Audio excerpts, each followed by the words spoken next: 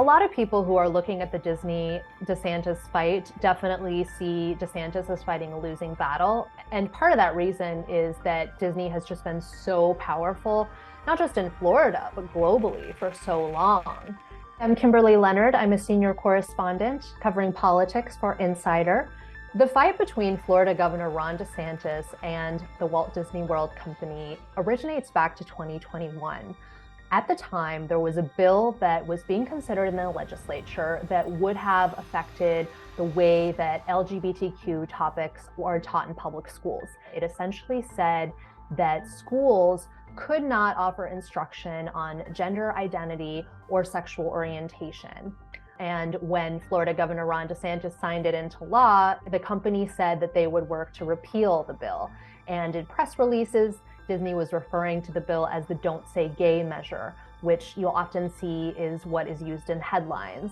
Disney has had a huge advantage in Florida for decades.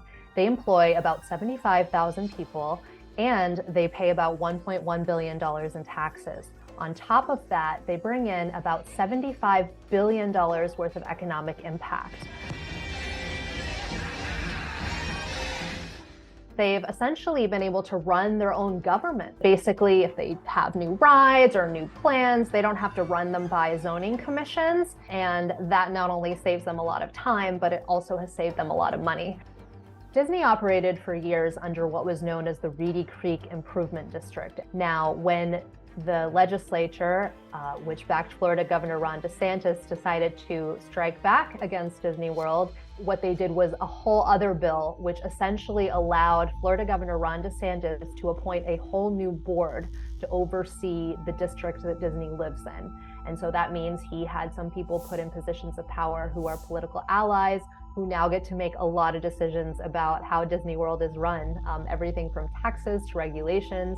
And that's a huge change because for decades, Disney has essentially been able to appoint its own board members to the area. So it's a big change for the company and potentially very financially damaging. And it's not something that they're going to let go of lightly. What they did first was they essentially invoked what is known as a royal clause. And as the DeSantis appointed board came together, they realized that Disney had essentially created this loophole by which they could remain in control of their own land virtually in perpetuity. So it was sort of this stunt that got a lot of attention. The sense was that Governor DeSantis was going to strike back even harder. That's not good government. That's not free enterprise. But it's certainly even worse when a company takes all those privileges that have been bestowed over many, many decades and uses that to wage war on state policy regarding families and children. He struck back in his own way, in which he had the legislature move to solidify his control and his board's control over Walt Disney World. But after that, Disney moved to sue Governor DeSantis and the board and the state of Florida over being able to keep control of its land. Essentially, they're arguing that the governor has violated their right to free speech. They're essentially saying that the governor is targeting them specifically for the fact that they spoke out against what's formerly known as the Parental Rights in Education Act. Shortly after Disney filed its lawsuit in federal court against Governor DeSantis, the board that oversees Walt Disney World's land decided to wage a counter lawsuit. So you can kind of see that the state and the governor are working through numerous mechanisms to try to make Disney pay for coming out publicly against Florida's schools bill.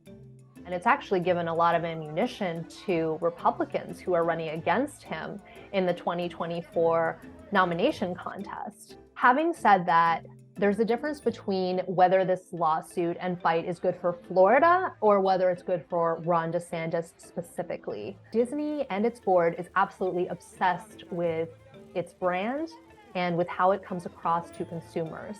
And so when I think about the way that Governor DeSantis is taking the Disney fight to early voting states, the way he's talking about them in the primary, where he's essentially saying that Disney tried to sexualize children, that doesn't seem like something that is going to be good for Disney's brand.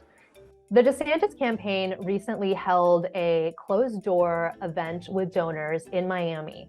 And during that event, they shared data with major donors saying that the Disney fight was actually good for Governor Ron DeSantis. They essentially see it as a winning issue for them in the primary. But definitely, we see more conservative members of the party stepping up and criticizing DeSantis over his actions because they don't see them as being very conservative. You know, conservatives are supposed to be more hands-off when it comes to government intervention in businesses. It's really interesting because Trump early on started criticizing DeSantis for his fight with Disney, saying that it was bad for jobs, especially. Disney recently pulled a $1 billion project that it had intended to move to Florida. What that was going to do was that it was going to bring 2,000 jobs from California to Florida. And it was framed by a lot of folks as something that was done because Florida had become bad for jobs and that Disney had no choice essentially but to pull out. One of the biggest revelations that we learned during our reporting on Florida Governor Ron DeSantis here at Insider is that he actually got married at Walt Disney World. He and his wife got married in the Pavilion, which was outside the Grand Floridian.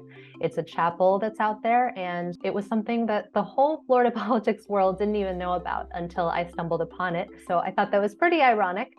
Governor DeSantis is fighting multiple lawsuits at this time. Disney is just one of them. But to underscore just how much legal difficulties he's facing, the Florida legislature this past session actually increased his budget for litigation to $16 million.